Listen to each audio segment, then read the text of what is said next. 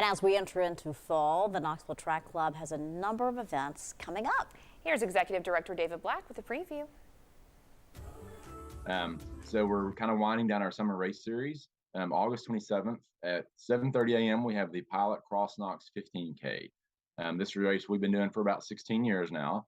And it's really neat because it features the greenways in Knoxville. We have some beautiful greenway systems here in Knoxville.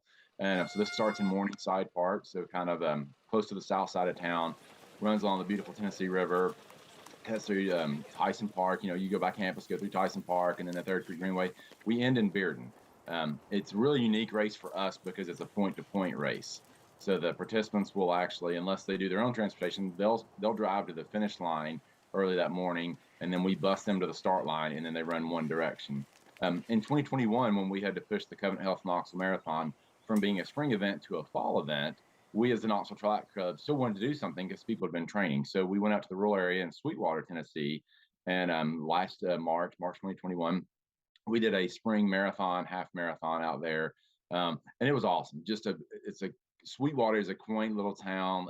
There's a lot of history there. The people were some of the friendliest that I think we've ever dealt with, and so we were excited that recently we were able to announce that we are going back to Sweetwater. We're going to do a half marathon and relays, and then a 5K there, and this will be October 1st. In December, we have the Pigeon Forge half marathon.